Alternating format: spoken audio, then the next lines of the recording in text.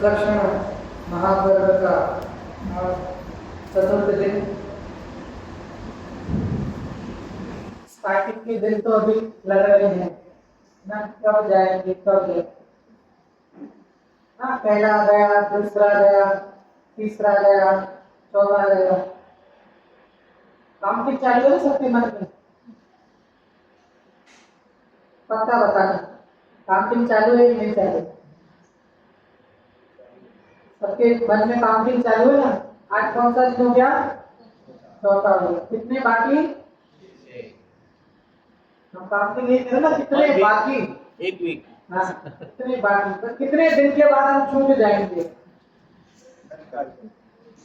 वैसे ना हमने क्या जेल में बांध दिया, किसी को जेल में बिठा दिया, अब वो काउंट कर रहा है, नहीं जो सजा है उसकी जो सजा दी गई, तो उसको जितने भी साल की सजा दी गई, अब वो दिन काउंट कर रहा है कि मेरी सजा कब खत्म होगी। ये जिन मंदिर दिखा ना, अगर जिन मंदिर दूर लगता है तो नरक पास समझना। क्या कहा? अगर जिन मंदिर दूर लगता है, जिन वाणी दूर लगती है, तो सब नरक पास समझना।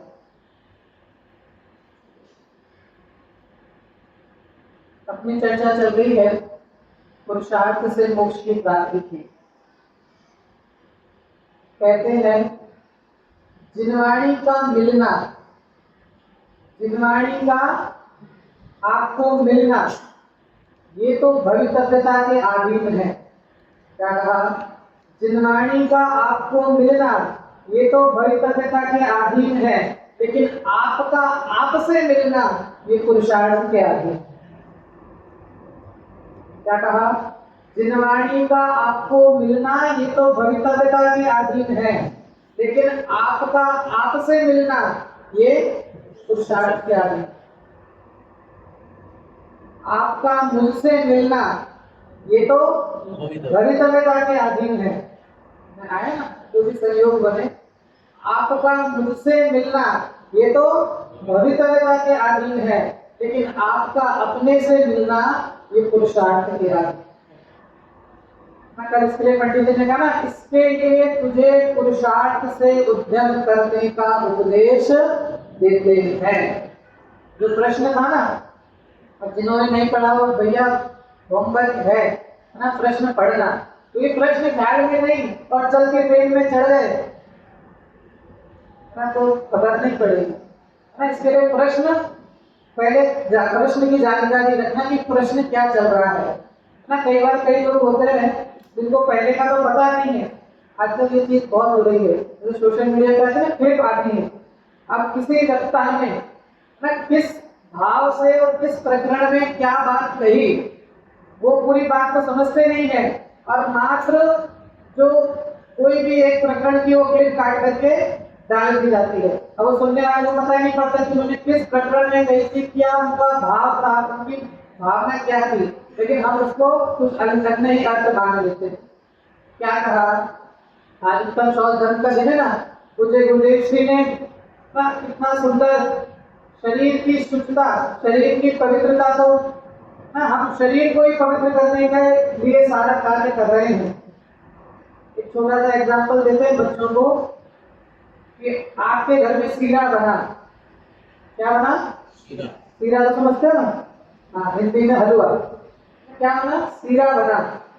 अब वो सीरा आपके सामने दिया, अब उस सीरे की एक चम्मच आपने उठाई, उसको मुंह में रखा, खाया नहीं, क्या किया?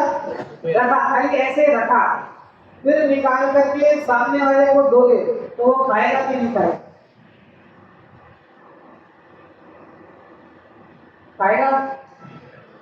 चलो, हमारा मुंह गंदा हो सकता है ना, क्या किया? एक बार ब्रश किया, दो बार ब्रश किया, है ना? जिससे भी आप करते हो ना, जितनी अलग अलग प्रोडक्ट से, आजकल तो वो गागर वाला भी आता है ना, उससे भी ब्रश कर लिया, सब कुछ कर लिया, 100 बार ब्रश कर लिया। कितनी बार? 100 बार ब्रश कर लिया। अब वो सीरे की चम्मच उठाई और यहाँ ऐसी रखी, खाई नहीं, टच भी नहीं किया, खाली मुंह ऐसे रखी और निकाल करके सामने वाले को दोगे, वो खाएगा क्या? नहीं खाएगा। क्यों नहीं खाएगा? नहीं, हमने तो 100 बार ब्रश किया था ना। कितनी बार ब्रश किया था? 100 बार। हमने ना 100 बार देह को पवित्र करने का प्रयास किया था। गुरुदेव जी ने कहा ना, शत्रुंजय में नहाने जाता है, स्नान करने के लिए कहाँ जाता है? शत्रुंजय की नदी में ना, गंगा नदी में नहाने जाते हैं। क्या हो जाएगा? पवित्र हो जाएगा ना, पवित्रता आ जाएगी। जब तक नहीं मिथ्यात्व रूपी, जब तक ये कषाय रूपी, ये राधमोर राग द्वेष रूपी विवाह परिणाम तेरे में से नहीं जाएंगे।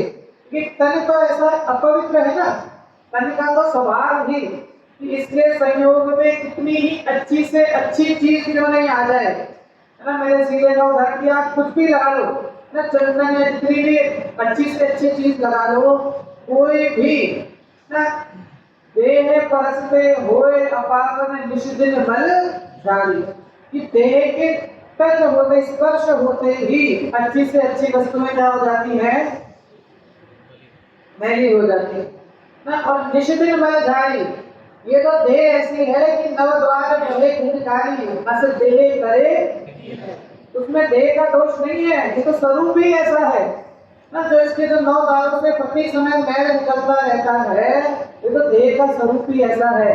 तुझे तो इस देह से भिन्न ना, इतना निर्मल, अत्यंत निर्मल पवित्र स्वभाव वाला आत्म तत्व मिला, और तू उस आत्म तत्व को देखता नहीं है, उस आत्म तत्व का ख्याल नहीं करता ना। पूरा समय इसमें निकल जाता है, इस देह के उसमें निकल जाता है ना।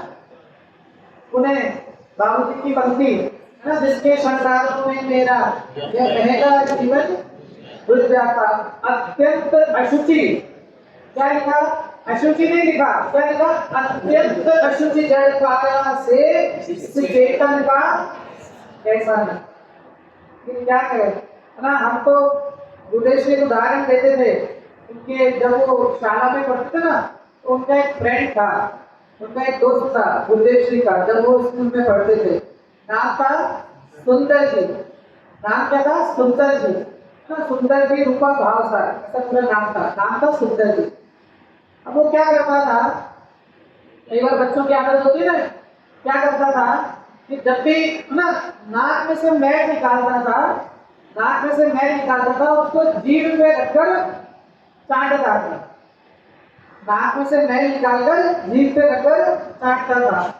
अब गुरुदेव जी ने जब बालक अवस्था है उसको बोला कि तेरा नाम तो सुंदर, तेरा नाम तो सुंदर, और तू कार्य ऐसे सुंदर वाले कर रहा है ना, ये तो गलत बात है ना। तू उसको निकाल के, तो कहता है कि मैं क्या करूं, मुझे ऐसी टेव लग गई है, मुझे इसकी आदत हो गई है ना। ऐसे ही संसार में ना हम सबको नाम तो कैसा है ना, है तो आत्म तत्व, लेकिन इस विषय कषाय की ऐसी टेव लग गई, ऐसी आदत हो गई हमको इस विषय कषाय की, कि हमें इस विषय कषाय के बाद दिखाई ही नहीं देता ना। नाम तो सुंदर, हमारा नाम भी कैसा है?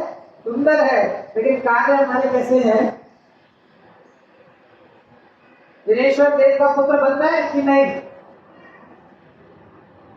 कैसे ना, पुत्र कहलाने की लायक आदमी कब आएगी? जब हम जिनकी आज्ञा माने। ना ये जैन किसे कहा? जो जिनकी आज्ञा माने सो जैन। संदेह विषय पर चलते हैं कि जब कल कर्म आदि का भी निषेध किया, क्या कहा? हाँ, सेकंड पहला जो समाधान है ना, उसमें थर्ड फोर्थ लाइन ना, काल लब्धि और भवितव्यता को तो हटा ही दिया कि काल लब्धि और भवितव्यता तो कोई वस्तु ही नहीं है। जिस काल में कार्य हुआ वो काल लब्धि, और जो कार्य हुआ वो भवितव्यता। फिर जब कहा पंडित जी ने कि जो कर्म के उपसमाप्ति हैं वो पुद्गल की शक्ति है, उसका आत्मा करता धरता नहीं है। ये जो कर्म आदि है ना, इसमें तेरा चलता नहीं है। इसलिए तथा पुरुषार्थ से उद्यम करते हैं तो यह आत्मा का कार्य है। इसलिए आत्मा को पुरुषार्थ से उद्यम करने का उपदेश देते हैं। यहाँ तक की चर्चा अपनी कल हुई थी। अब आगे वहां यह आत्मा, अब लगाते जाना, वहां मतलब जो भी ऊपर की पैराग्राफ है ना, उसमें वहां यह आत्मा पुरुषार्थ करने का जिसको उपदेश दिया ना, तो उस आत्मा की चर्चा चल रही है। वहां यह आत्मा जिस कारण से कार्य सिद्धि अवश्य हो, उस कारण रूप उद्यम करे, वहां तो अन्य कारण मिलते ही मिलते हैं। क्या कहा? वहां यह आत्मा जिस कारण से कार्य सिद्धि अवश्य हो। अब यहाँ पे कौन से कारण लगाना? 3 कारण बताए थे ना। एक कारण तो वो जिसके हुए बिना कार्य नहीं होता, लेकिन वो हो तो कार्य हो भी सकता है, नहीं भी हो सकता। एक कारण वो जो मुख्यतः तो देखे जाते हैं, लेकिन वो नहीं भी हो तो भी कार्य हो सकता है। और एक कारण वो जिसके हुए बिना कार्य नहीं होता, पर वो हो तो कार्य होता ही होता है। अब ये याद रखना वापिस से, वहां यह आत्मा जिस कारण से कार्य सिद्धि अवश्य हो, उस कारण रूप उद्यम करे, है ना, सम्यक दर्शन ज्ञान चारित्र रूप उद्यम करे, वहां तो अन्य कारण मिलते ही मिलते हैं और कार्य की भी सिद्धि होती ही जाती है। तथा जिस कारण से कार्य की सिद्धि हो अथवा नहीं भी हो, पहला कारण था ना, उससे कार्य की सिद्धि होती हो भी सकती है और नहीं भी हो सकती। तथा जिस कारण से कार्य की सिद्धि हो अथवा नहीं भी हो, उस कारण रूप उद्यम करे, वहां अन्य कारण मिले तो कार्य सिद्धि होती है और ना मिले तो सिद्धि नहीं होती। मतलब क्या कि जैसे ना मुनि दशा को अंगीकार कर ली, पंक्ति लिखी ना, कि जिस कारण से कार्य सिद्धि हो भी सकती है और नहीं भी हो सकती, तो मुनि दशा को अंगीकार कर ली, लेकिन सम्यक दर्शन ज्ञान चारित्र नहीं है तो मुक्ति की प्राप्ति नहीं होगी। लेकिन मुनि दशा अंगीकार की और साथ में लिखा ना कि वहां उस कारण को उद्यम करे, वहां अन्य कारण मिले, मुनि दशा भी है और सम्यक दर्शन ज्ञान चारित्र भी मिल जाते हैं, तो वहां कार्य सिद्धि होती है, नहीं मिले तो सिद्धि नहीं होती। मैंने जो कारण बताया ना, ये जीव किस जाति का उद्यम करे ना, पुरुषार्थ, जो हम बार बार कहते हैं ना कैसा पुरुषार्थ करना, तो यहाँ पंडित जी बता रहे हैं कि सम्यक रूप का पुरुषार्थ किसे कहते हैं ना। हम जिस पुरुषार्थ को पुरुषार्थ मान रहे हैं ना, ये तो क्या है, उल्टा पुरुषार्थ है। जैसे मैंने सुबह उदाहरण दिया था ना, आग लगने पर, जलने पर दवाई कहाँ लगाना, सामने आग पे कि हाथ पे? ना, तो पुरुषार्थ भी कैसा बता रहे हैं कि जो तू बाहर का पुरुषार्थ करके मोक्ष की इच्छा करता है ना, वो बाहर का पुरुषार्थ वास्तविक नहीं है ना। वास्तविक पुरुषार्थ क्या है कि जो सम्यक दर्शन ज्ञान चारित्र पूर्वक किया हुआ जो पुरुषार्थ है, जब तू ये पुरुषार्थ करेगा तो अन्य कारण भी मिलते हैं। चलो घटित करते हैं, जैसे भगवान महावीर को सम्यक दर्शन कौन सी पर्याय में प्राप्त हुआ? नहीं, ये तो सबको क्या है, कौन सी पर्याय में प्राप्त हुआ, सी की पर्याय। अच्छा, उसके पहले है ना, आदिनाथ भगवान के काल में वो कौन सी पर्याय में थे, मारीची के पर्याय में थे, बराबर ना? मारीची कौन था, आदिनाथ भगवान का पौत्र था, भरत चक्रवर्ती के पुत्र थे, है ना मारीची। उनको उस समय सम्यक दर्शन की प्राप्ति नहीं हुई, उस समय सम्यक दर्शन की प्राप्ति नहीं हुई। तो क्या लगाना कि उस समय कालवृद्धि भी नहीं थी, भवितव्यता भी नहीं थी, उस जाति के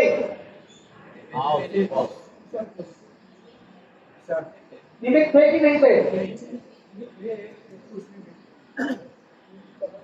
निमित्त तो थे। निमित्त थे कि नहीं थे, नहीं, ये मैं आपकी भूल निकालता हूँ, निमित्त नहीं थे।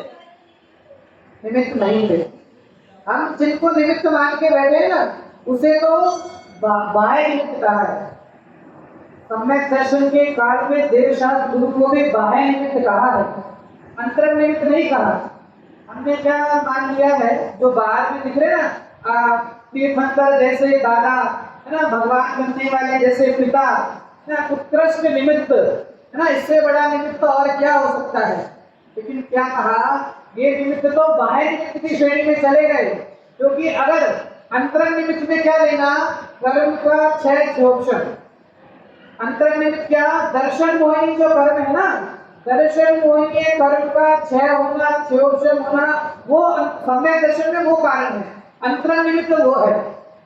तो क्या घटित कर रहे थे, मारीची की जब पर्याय में भगवान नागिन का जो जीव था, उसको उस काल में सम्यक दर्शन की प्राप्ति नहीं हुई, तो कालवृद्धि भी नहीं थी, भवितव्यता भी नहीं थी, कर्मों का उस जाति का क्षय क्षयोभन नहीं था, ताट दर्शन होने का निमित्त नहीं था, और उस जाति का पुरुषार्थ भी नहीं था। वही मारीची के जीव को तिर्यंच गति में सिद्धि की पर्याय के अंदर सम्यक दर्शन की प्राप्ति हुई, तो लगाना कि उस समय उसकी कालवृद्धि भी आई, भवितव्यता भी आई, है ना। मुनिराज को देख करने के बाद ना, मुनिराज को देख करके, चाहे कहते ना अपनी भाषा समझ में नहीं आई, लेकिन पुरुषार्थ जगह ना, उस जाति के परिणाम जगे कि इसने जो कुछ कहा मेरे भले के लिए ही कहा है, और उस जाति के परिणाम जगे, है ना, ऐसा पुरुषार्थ जगा। तो पुरुषार्थ भी था, और उस समय उसी समय दर्शन मोहिनी कर्म का क्षय क्षयोभन भी हुआ, और सम्यक दर्शन की प्राप्ति हुई। ये जो चारों समय स्वभाव तो सदाकाल है, स्वभाव तो उस पर्याय में भी था, इधर भी है, भगवान नारायण करे तो स्वभाव तो सदाकाल है, परम में कहा है ना, वो तो सदाकाल है। लेकिन ये जो बाकी के जो समवाय है ना, ये समवाय कैसे काम करते हैं, लेकिन मैं पुनः बार बार कहता हूँ, फिर ऐसा मत सोच लेना कि ना जब कालवृद्धि आएगी तब मेरा मोक्ष होगा, जब भवितव्यता होगी तब मेरा मोक्ष होगा, है ना, जब कर्म का क्षय क्षयोभन होगा तब मेरा मोक्ष होगा। तो पंडित जी उसी भूल को निकालने के लिए बार बार कहते हैं कि कालवृद्धि और भवितव्यता तो कोई वस्तु ही नहीं है, क्योंकि उसमें तेरा कुछ चलता है नहीं, और जो कर्म के क्षय क्षयोभन है ये भी पुद्गल की शक्ति है, इसमें इसका भी आत्मा कर्ता धर्ता नहीं है। मैंने वो गाथा बताई थी ना, कर्म समय सार में 99 नंबर की गाथा, कर द्रव्य को जीव जो करे तो वो जरूर तन्मय बने, लेकिन नहीं तन्मय बने इससे नहीं कर्ता करे, है ना, क्योंकि अत्यंत भाव है ना एक द्रव्य का दूसरे द्रव्य के अंदर, तो वो कैसे कर्ता बन सकता है, विशेष के समझना करे। कर्म जो हुए ना, राग द्वेष के विकार के जो परिणाम हुए, उसका कर्ता कौन,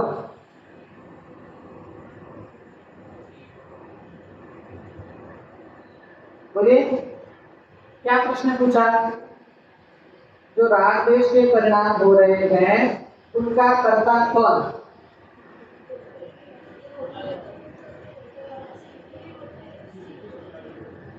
किसमें होते हैं,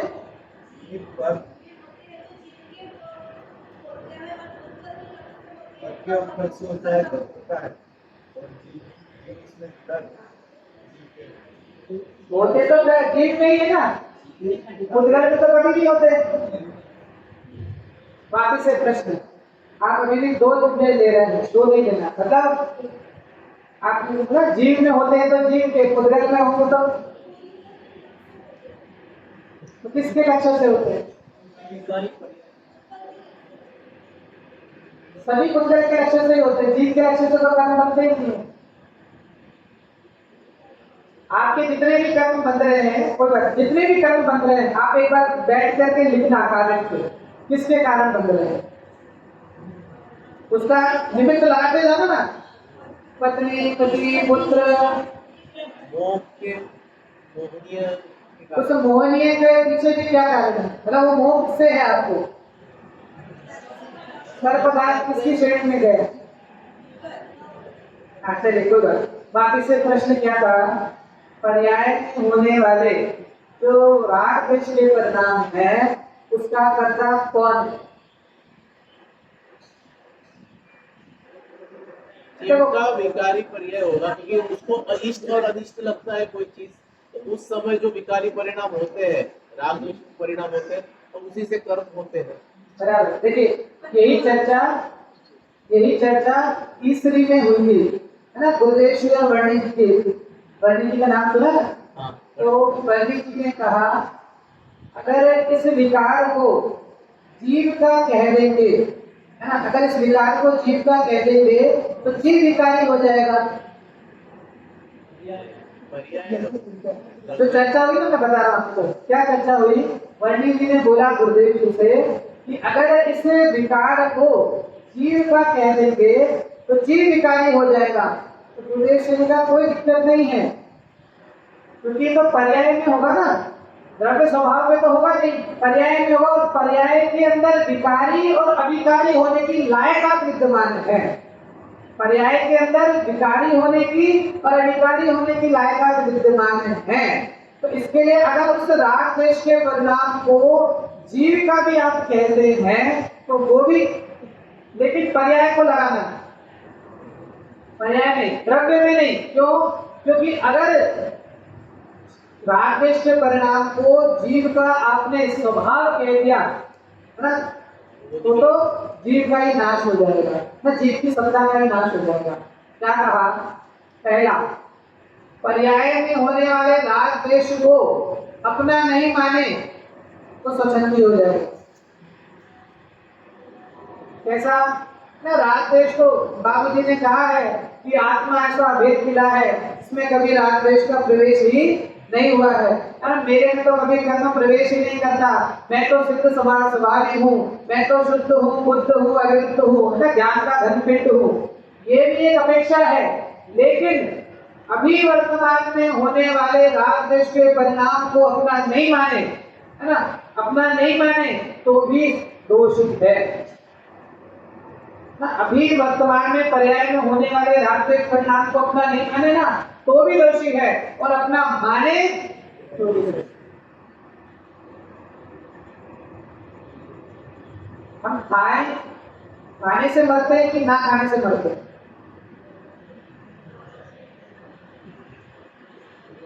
मैं खाऊं तो मर जाऊंगा या ना खाऊं तो मर जाऊंगा? जैसे होता ना, अब मेरे को भोजन नहीं मिला, प्रश्न समझना क्या कहा, मुझे भोजन नहीं मिला, एक महीने 2 महीने 3 महीने भोजन नहीं मिला, तो मैं भूख से मर जाऊंगा? कोई बात नहीं, कोई बात। आप सबको प्रश्न समझ में आया? ऐसा नहीं मैं उसको खाली स्टे को बोल रहा हूँ, जितने बैठे ना पीछे, क्योंकि इससे भी छोटे छोटे लोग पीछे बैठे हैं। हाँ, मैं जो कहना चाह रहा हूँ समझ, क्या कहा? हाँ वो बराबर है, मैंने क्या कहा वो समझ। क्या कहा मैंने? मैं खाऊं तो मर जाऊं कि मैं ना खाऊं तो मर जाऊं, है ना। जगत तो कहता है ना खाए तो मर जाए, हम कहते हैं खा ले तो मर जाए, तो भी नहीं, खा ले तो मर जाए। ये जीव है ना। लेकिन पहले स्वीकार करना मैं कौन हूं, किसकी चर्चा चल रही है? आत्मतत्व की चर्चा चल रही ना, और ये भोजन क्या है? क्या है? पुद्गल है ना? क्या है? पुद्गल है। तो मैं इस पुद्गल का भक्षण कर लूं? या आत्मा इस पुद्गल का भक्षण कर सकती है? का भाव है ना, एक द्रव्य का दूसरे द्रव्य, अगर अगुर लघुत्व पड़ा है, एक द्रव्य में रहने वाले एक गुण विकार के अलग अलग अनंत गुण विकार का अलग अलग नहीं होते, एक गुण दूसरे गुण रूप नहीं होता, एक द्रव्य दूसरे द्रव्य रूप नहीं होता। क्या कहा? अन्य लोग तो कहते हैं ना खाए तो मर जाए, लेकिन हमारे लिए कहते हैं खा ले। एक द्रव्य को दूसरे द्रव्य में मिश्र करने का वो किया ना, मुझे तो ऐसे ही आता ना, तुम भोजन बिन अक्षय सुख में, यह समझ त्यागने तुम्हारा। ये साइंस है, जैन दर्शन ऐसा नहीं है, पूरी साइंस है, वैज्ञानिक है हमारे भगवान। विज्ञान नगर के वैज्ञानिक तेरी प्रयोगशाला, इसमें केवल कला में कुमड़ पड़ा संपूर्ण विश्व का ही सच्चे वैज्ञानिक, सच्चे साइंटिस्ट तो हमारे देवी भगवान हैं। विज्ञान नगर के वैज्ञानिक तेरी प्रयोगशाला, जिसके अंदर प्रयोग होते हैं ना, H2O2 को मिलाने का जो प्रयोग करते हैं हम लोग प्रयोगशाला के अंदर जो होती है ना, तो वो भगवान आप वास्तविक वैज्ञानिक हो, जिन्होंने बताया कि ये जगत के जितने भी द्रव्य हैं सब बिल्कुल भिन्न भिन्न है, सबकी सत्ता भिन्न भिन्न है, मेरी सत्ता मुझ में है, आपकी सत्ता आप में है। जीव कभी पलटकर पुद्गल नहीं हो सकता, पुद्गल कभी पलटकर जीव नहीं हो सकता। धर्म धर्म का कार्य करता है, अधर्म अधर्म का कार्य करता है, आकाश आकाश का, काल काल का कार्य। आपने जो स्वतंत्रता का परिणाम बताया वो इस जगत में दूसरा कौन बता सकता? गुरुदेव कहते थे ये तो आचार्य की हमारे ऊपर उपकार है ना, जिन्होंने हमारे को ये आत्म दिखलाया। क्या कहा? वापस से पर्याय में होने वाले जो राग देश के परिणाम हैं वर्तमान के, उनको अपना ना माने तो भी दोष है, और उन होने वाले राग देश परिणामों को न कर्म कर्म माने तो भी दोष है। सारा ना कर्मों नहीं किया है, कर्मों नहीं किया है, मैं तो बिल्कुल झूठ हूं, तो सारा दोष किसके ऊपर लगा दिया? कर्म पे लगा दिया, वो भी गलत। और अगर राग देश के परिणाम को जीव द्रव्य का स्वभाव माने, मतलब द्रव्य पर लेकर जाए तो भी गलत, क्योंकि द्रव्य स्वभाव तो कैसा है? बिल्कुल भिन्न है ना, शुद्ध स्वभाव ही है, लेकिन उस द्रव्य में कर्म आदि का विकार माने वो भी अपराधी है। और जिस वक्त ये राग देश के परिणाम हो रहे हैं, उस वक्त अगर अपने आप को उसी समय अशुद्ध माने तो भी अपराधी है। जैन दर्शन लॉजिक का दर्शन है, हर चीज बिल्कुल है ना, अभी वर्तमान में होने वाले अशुद्ध परिणामों के साथ रहता हुआ भी ये जीव द्रव्य कैसा है? शुद्ध है। नहीं तो पर्याय में है ना, पर्याय में विकारी अविकारी दोनों तरह की होने की लायकात पर्याय चित्त विद्यमान है, लेकिन ये आत्म तत्व और वो लायकात कैसे जागृत होगी? जब ये जीव पुरुषार्थ करेगा। किस जाति का पुरुषार्थ करेगा? तो पंडित जी ने बताया कि जिस कारण से कार्य की सिद्धि अवश्य हो, उस जाति का पुरुषार्थ तू करेगा तो तेरे कार्य की सिद्धि होगी। बराबर है? आगे अगला पैरा, तो जिन मत में अब जो उसको बताया ना कि अब जिस कारण से कार्य की सिद्धि हो वैसा पुरुषार्थ कर, तो वो कैसा कारण है वो बता रहे हैं। तो जिन मत में जो मोक्ष का उपाय कहा है, इससे मोक्ष होता ही होता है। सबसे पहली पंक्ति में क्या लिखा? कौन से मत में? जिन मत में ना, क्योंकि मोक्ष तो बहुत जगह है, सब जगह है, लेकिन तेरा वास्तविक पुरुषार्थ कहाँ लगाना? जिन मत में। तो जिन मत में जो मोक्ष का उपाय कहा है, इससे मोक्ष होता ही होता है।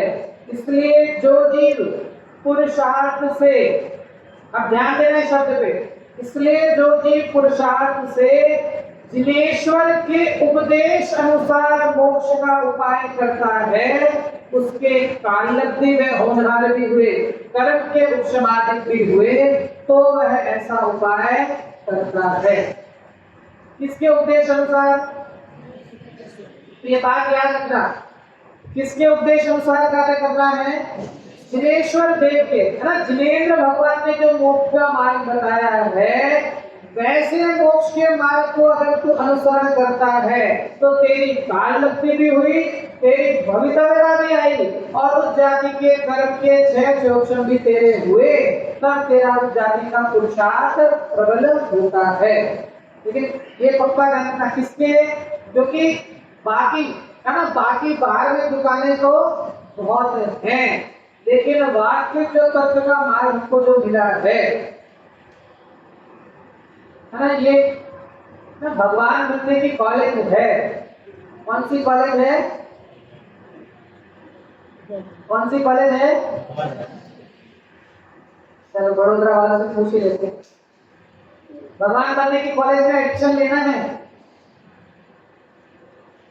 अच्छा, एक यहाँ पे खुल जाए कोई कॉलेज, आप पढ़ते हो कॉलेज में, क्या नाम है? सुमन, है ना।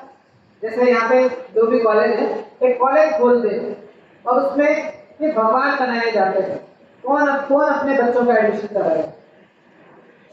अपने यहाँ हाथ रख के बता सच।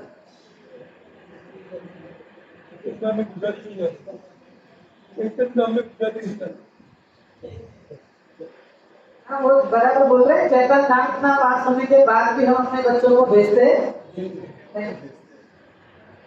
किसको बनाना है भगवान अपने बच्चे? कहना सब भागे हैं तो सब बड़ी बड़ी बातें हैं ना। क्या बनाना है? कलेक्टर बनाना है, आईएएस बन जाए, आईपीएस बन जाए, यूपीएससी क्लियर कर ले, है ना, सीए बन जाए, है ना, उसकी गाड़ी हो जाए, 4 गाड़ी 2 बंगले, ऐसा हो जाए। किसको भगवान बनाना? बोलता हूँ ना, कॉलेज खोल दे आपके यहाँ पर, भगवान बनने की कॉलेज ना। क्या शिक्षा दे रहे हैं? भगवान बनने की। कौन कराएगा एडमिशन? विचार करना, ये तो भगवान बनने की कॉलेज है ना। ये जो जिनवाड़ी है ना, ये जिनवाड़ी तो उसकी औषधि है वहाँ पे। जैसे कुलकुल आचार्य उसके डायरेक्टर हैं, कॉलेज का डीन होता है ना, डीन, तो कुलकुल आचार्य डायरेक्टर हैं, है ना। गुरुदेश के जैसे, है ना, विषय के विशेषज्ञ प्रोफेसर हमको मिले, है ना। ऐसी यूनिवर्सिटी हमको मिली, भगवान बनने की कॉलेज हमको मिली। ऐसी कॉलेज मिलने के बाद भी अगर आप अनपढ़ के अनपढ़ रह गए तो आपके अभाग्य की महिमा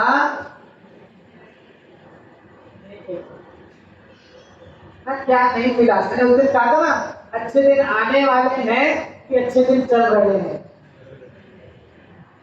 ना। इससे अच्छा और क्या चाहिए? हर घर में जिनवाणी है। याद करिए टोडरमल जी का समय, जब उनको एक शास्त्र मंगाने के लिए साउथ से, है ना, 2 आदमी भेजे ना, कितने महीनों के बाद वहां से वो शास्त्र कितनी मुश्किलों से उनको प्राप्त हुए ना। आज तो हर घर में जिनवाणी है ना। हर घर में क्या, सबके हाथों में है ना। जब चाहे जहां चाहे। मोबाइल में क्या करते हैं अपन? टच करते हैं तो मोबाइल खुल जाता है। क्या करते हैं? अरे बोलो। क्या सबके पास ही? अब तो पक्का पैड वाला तो किसी के पास हो गई नहीं ना, कीपैड वाला फोन तो सबके पास कौन से फोन है? टच स्क्रीन वाले फोन है ना, टच वाला फोन है। क्या होता है उसमें? टच करते तो खुलता है ना, टच करते खुल जाता है ना। हाँ, तो जैसे वो टच करके खुल जाता ना, ऐसे ये आत्म तत्व है कि एक बार इस आत्म तत्व को स्पर्श तो कर, एक बार इस आत्म तत्व को टच तो कर, इस आत्म तत्व को छूने का प्रयास तो कर। जैसे वो बोला ना, यहाँ पे भवबंधन कड़ टूट पड़े, खिल जाए अंतर ठीक है। एक बार कर तो सही, एक बार इस आत्म तत्व को जानने का प्रयास तो कर, पुरुषार्थ तो कर। पंडित जी इसके लिए बार बार, क्योंकि पुरुषार्थ ही एक ऐसी वस्तु है जो तेरे हाथ की है। पंडित जी ने कल कहा था ना कि एकमात्र पुरुषार्थ ही है जो तेरे हाथ का है, बाकी कार्यलब्धि भवितव्यता निमित्त आदि में तेरा कुछ चलता नहीं है, एकमात्र पुरुषार्थ है जो तेरे हाथ की वस्तु है। क्या लिख रहे हैं कि इसलिए जो जिनमत में जैसा मोक्ष का उपाय बताया है, वैसा जिनमत में जो मोक्ष का उपाय बताया है, इससे मोक्ष होता ही होता है। जैन भगवान ने बताया ना, क्या बताया? प्रभु आपने एक न्यायक बताया, तीनों लोक में नाथ अनुपम जताया, यही रूप मेरा मुझे राज भाया, निजानंद मैंने स्वयं में ही पाया। क्या बताया भगवान ने? प्रभु आपने क्या एक बताया। क्या बताया? भगवान ने बताया कि बाहर के कार्य, भगवान ने तो क्या बताया है ना, निज का कार्य करना। एक बहुत सुंदर स्तुति आती है, हम सब बहुत बोलते भी हैं, प्रार्थना भगवान की स्तुति है, बोलते हैं ना, पुराने लोग को सबको याद ही होगी। हिंदी साइड में तो इतनी चलती है कि डेली पाठ किया ही जाता है। कौन सी? तुमसे तारी लगन ले लो अपनी शरण पारस प्यारा, मेटो मेटो जी संकट हमारा। क्या कह रहे हैं यहाँ? हमें तो क्या, हर में हम तो अपना विषय ढूंढते हैं ना, हमें तो दृष्टि उसी पे है। क्या कहा? तुमसे लागी लगन, उनने क्या कहा? ले लो अपनी शरण पारस प्यारा। क्या कहा? हमने कहा भगवान से, क्या कहा? तुमसे लागी लगन, भगवान कह रहे हैं ले लो अपनी शरण पारस प्यारा, मेटो मेटो जी संकट हमारा। पंक्तियां बहुत हैं, हम कितना बड़ा झूठ बोलते हैं। क्या बोलते हैं? जग के दुख की तो परवाह नहीं है, स्वर्ग सुख की भी चाह नहीं है, ये तो जामन मरण होवे ऐसा यतन पारस प्यारा, बेटो बेटो जी संकट हमारा। झूठ है कि सच है? क्या बोल रहे हैं? जग के दुख की तो, भगवान मुझे जग के दुख की कोई, क्या कह रहे हैं? किसके सामने कह रहे हैं? ना भगवान के सामने खड़े होकर बिल्कुल इतना बड़ा झूठ बोल रहे हैं। क्या बोल रहे हैं? जग के दुख की तो परवाह नहीं है, और आगे झूठ, स्वर्ग सुख की भी चाह नहीं है। कोई भी किसी का भी देहावसान होता है, क्या लिखते हैं? क्या लिखते हैं ना, वो चाहे कहीं गया हो ना, हम तो क्या लिखते हैं? हमारी तो इच्छा है ना कहाँ जाए ना, वो चाहे कहीं भी गया हो, लेकिन लिखते तो ना स्वर्गवासी। क्या कह रहे हैं? स्वर्ग सुख की भी चाह नहीं है। अब भी झूठ, मैं तो जामन मरण होवे ऐसा यतन पारस प्यारा, कि भगवान मुझे संसार के सुखों की कोई इच्छा नहीं है ना, मुझे संसार के दुख की परवाह नहीं है, मुझे स्वर्ग सुख की इच्छा नहीं है। मुझे तो क्या चाहिए? ये जन्म मरण का क्या कर दो? नाश कर दो। वो इसके अंदर हम पढ़ते तो जाते हैं, लेकिन उसका भाव समझते ना। पुरानी जो स्तुतियां हैं, भक्तियां हैं, पूजन है, सबके अंदर इतना मर्म छुपा है। क्या करें, हमने तो बस वो पढ़ने में ना रट्टू तोता वाली स्टाइल है, रटते जाते हैं, पढ़ते जाते हैं, आगे बढ़ जाते हैं। क्या कहा कि इसके लिए जिनेंद्र भगवान ने जो उपदेश दिया है, जिनेंद्र भगवान ने जो मोक्ष का मार्ग बताया है, उस मोक्ष के मार्ग का अगर तू अनुसरण करता है, ठीक है ना, जिनेश्वर के उपदेश अनुसार मोक्ष का उपाय करता है तो उसके काललब्धि व होनहार भी हुए और कर्म का उपसमाधिक भी हुए तो वह ऐसा उपाय करता है। क्योंकि तेरा वास्तविक पद है ना, वास्तविक तेरा जो ना मेरा हक है, मोक्ष क्या है, मेरा हक है, क्योंकि मैं शुद्ध आत्म तत्व हूं ना। बोला गांधी ने लिखा ना, कहाँ जो पर पद में न तेरो पद यहे क्यों दुख सहे, अब दौल हो सुखी स्वपद रुचि ताप मत चूको रह। क्या लिखा? नहीं, जो दाव मिला है, जो अवसर प्राप्त हुआ है, ये अवसर चूकने जैसा नहीं है। आगे तो वह ऐसा उपाय करता है। इसलिए जो पुरुषार्थ से मोक्ष का उपाय करता है उसको सर्व कारण मिलते हैं ना, सब सारे कारण लगा देना, काललब्धि भी, भवितव्यता भी और कर्म के निमित्त भी, उसको सर्व कारण मिलते हैं और उसके अवश्य मोक्ष की प्राप्ति होती है, ऐसा निश्चय करना। अब इसके विपरीत तथा जो जीव पुरुषार्थ से मोक्ष का उपाय नहीं करता उसके काललब्धि व होनहार भी नहीं और कर्म के उपसमाधिक भी नहीं हुए हैं तो वह उपाय नहीं करता। बराबर, दोनों बात जाने में आती ना, एक उपाय कर रहा है, एक नहीं कर रहा है।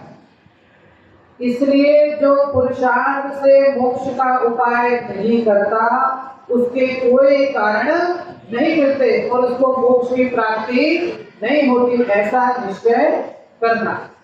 अगला प्रश्न, तथा तू कहता है, जो पहला प्रश्न था उसकी अंतिम पंक्ति, तथा तू कहता है उपदेश तो सभी सुनते हैं, है ना, उपदेश तो सभी सुनते हैं, कोई मोक्ष का उपाय कर सकता है, कोई नहीं कर सकता, सो कारण क्या? धीरे धीरे विषय ख्याल में आ रहा है ना। अब एक प्रश्न पूछा वापिस से, तो सबसे पहले उसने क्या पूछा था, यदि काललब्धि और भवितव्यता से होता है तो हमको उपदेश क्यों देते हो, कर्म के निमित्त से होता है तो भी हमको उपदेश क्यों देते हो, और यदि पुरुषार्थ से होता है तो उपदेश तो सब सुनते हैं। आए ना प्रश्न वापिस से कि तू कहता है उपदेश तो सभी सुनते हैं, कोई मोक्ष का उपाय कर सकता है, कोई नहीं कर सकता, सो कारण क्या? अब समाधान देखना, उसका कारण यही है, जो पुरुषार्थ की चर्चा चल रही ना, बैंशी के बोल में आता है, जिस प्रकार संसार में डगले डगले पैसे की आवश्यकता पड़ती है उसी प्रकार मोक्ष मार्ग में कदम कदम पर पुरुषार्थ की आवश्यकता होती है। संसार में जगह जगह पर ना पैसे की आवश्यकता पड़ती है, उसी प्रकार मोक्ष मार्ग में, क्योंकि भैया आयु आदि का तो कोई भरोसा है नहीं।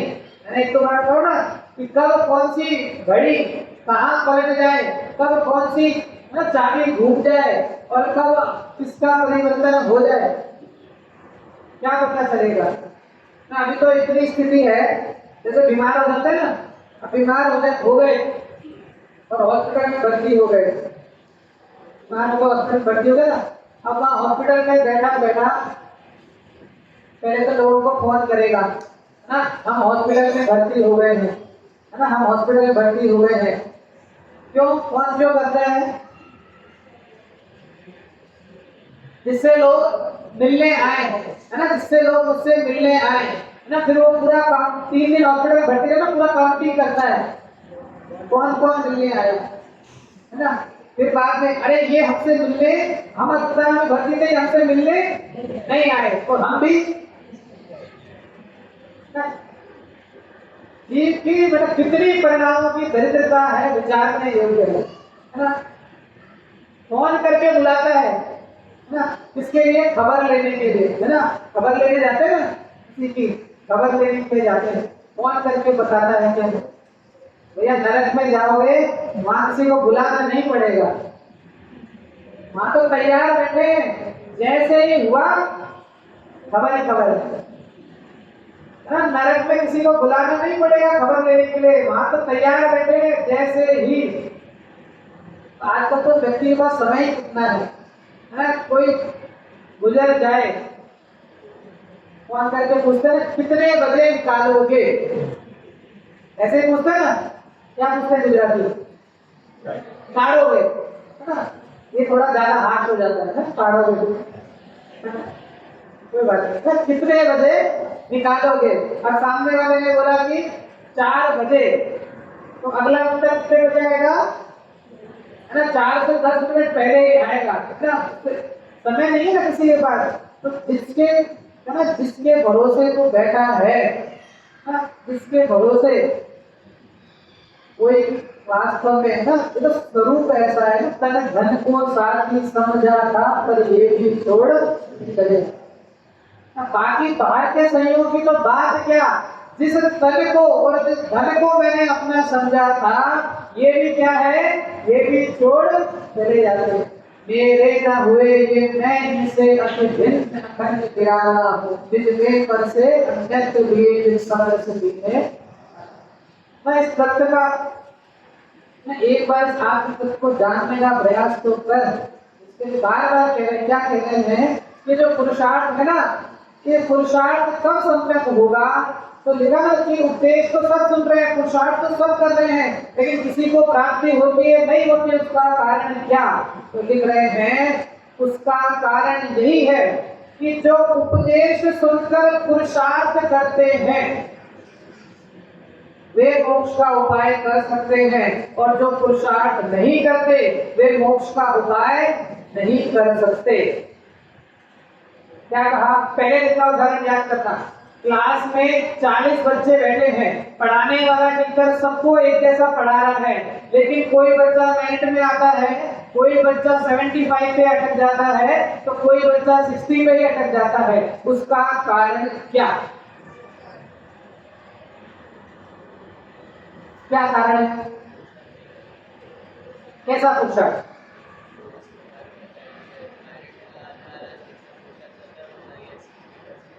मतलब टीचर ने पढ़ाया, लेकिन पढ़ने से नहीं, क्या क्या लिखा है यहाँ पर, उपदेश सुनकर। टीचर ने पढ़ाया वो तो सुन लिया, लेकिन वो सुनकर के जो घर पर आकर उसके नोट्स बनाता है, उसका रिवीजन करता है, वापस से उस पूरी बुक को पढ़ता है, उस चैप्टर को पढ़ता है, फिर रिवीजन करता है, फिर पढ़ता है, याद करता है, वही बच्चा मेरिट में आता है। तो क्या कहा, उपदेश सुना उसने, टीचर ने जो पढ़ाया वो सुना, लेकिन उसके बाद क्या किया, क्या किया, पुरुषार्थ, खुद घर पे जाके पुरुषार्थ किया ना, तब जाकर उसको उसकी फल की प्राप्ति हुई। और जो मात्र टीचर ने पढ़ाया, है ना, हम तो स्कूल में पढ़कर आ गए, टीचर ने पढ़ाया उतना ही पढ़कर रह गया, तो फिर वो, है ना, 60 पे ही अटक कर रह जाता है। तो वही यहाँ कह रहे हैं, वापिस से पढ़ रहा हूँ। इसका कारण यही है, जो उपदेश सुनकर पुरुषार्थ करते हैं वे मोक्ष का उपाय कर सकते हैं, और जो पुरुषार्थ नहीं करते वे मोक्ष का उपाय नहीं कर सकते। उपदेश तो शिक्षा मात्र है, फल जैसा पुरुषार्थ करे वैसा लगता है। पंक्ति क्या कही, उपदेश तो शिक्षा मात्र है, क्योंकि जिनवाणी ने तो उपदेश दे दिया, उपदेश तो क्या है, शिक्षा मात्र है, लेकिन फल कैसा मिलेगा कि फल जैसा पुरुषार्थ करे वैसा लगता है। कि जिनवाणी में तो बताएगी ना आत्मा का स्वरूप, हर पेज पे हर पंक्ति में बताया हुआ है इस आत्म तत्व का स्वरूप, लेकिन उस आत्म तत्व के स्वरूप को मात्र पढ़ने से काम नहीं होगा, उसको पढ़कर जो भी उसको जानेगा, उसको सुनेगा, उसको श्रवण करके उसका अनुभव करेगा, वो वास्तव में मोक्ष का अधिकारी होगा। तो इस तरह यहाँ तक की बात हुई। फिर वापस से प्रश्न है, मात्र प्रश्न पढ़ के समाप्त करता हूँ, चिंता नहीं करना। प्रश्न पढ़ के फिर मैं प्रश्न क्यों पढ़ रहा हूँ, जिससे होगा ना, आपने सीरियल देखते हैं, डेली सोप जो देखते हैं, तो वो डेली सोप कहाँ पे खत्म करते हैं, ना कोई ऐसे पॉइंट पे खत्म किया जाता है जिससे आपकी क्यूरियोसिटी बनी रहे कि कल क्या होगा, ना कल क्या होगा। तो ये मैं प्रश्न पढ़ रहा हूँ जिससे आपको ख्याल हो कि कल क्या होगा। प्रश्न है, कि आपने कह दिया ना कि पुरुषार्थ करेगा तो फल मिलेगा, है ना। कुछ जीव पुरुषार्थ नहीं करता इसके लिए फल नहीं मिलता है, तो पुरुषार्थ करेगा तो फल मिलेगा। तो शिष्य प्रश्न कर रहा है, शिष्य जो बैठा है ना वो भी ऐसा नहीं है, वो प्रश्न कर रहा है कि आप कहते हो ना पुरुषार्थ करने से फल मिलता है, अभी आपने कहा ना पुरुषार्थ करने से फल मिलता है, तो प्रश्न सुनना। फिर प्रश्न है कि द्रव्य लिपि मुनि मोक्ष के अर्थ गृहस्थपना छोड़कर तपस्या आदि करता है। आपने कहा ना पुरुषार्थ करने पे फल मिलेगा, तो हमने बता दो पुरुषार्थ करता है ना। ग्रह क्या लिखा, फिर प्रश्न है कि द्रव्य लिपि मुनि मोक्ष के अर्थ गृहस्थपना छोड़कर तपस्या आदि करता है, वहां पुरुषार्थ तो किया लेकिन कार्य सिद्ध नहीं हुआ, इसलिए पुरुषार्थ करने से तो कुछ सिद्धि। ये शिष्य का प्रश्न है। पंडित जी ने कहा था पुरुषार्थ से होगा, तो शिष्य ने, मैंने कहा था ना ये कोर्ट चल लगी हुई है, क्या है ये कोर्ट है, वादी विवादी ना पक्ष विपक्ष अपनी अपनी दलील दे रहे हैं, लास्ट में इसका रिजल्ट आएगा, लेकिन एक भी हेरिंग छोड़ने जैसी नहीं है ना, एक भी। अब अगर बीच में छूट गया ना तो विषय का जो वास्तविक मर्म है ना वो मर्म ख्याल में नहीं आएगा। तो एकमात्र हमारे जो करने योग्य कार्य जो पुरुषार्थ है, उस पुरुषार्थ को हम सब समझे और अपने आत्म तत्व को ओढ़ रखते हुए मोक्ष की प्राप्ति करें, इसी भावना के साथ।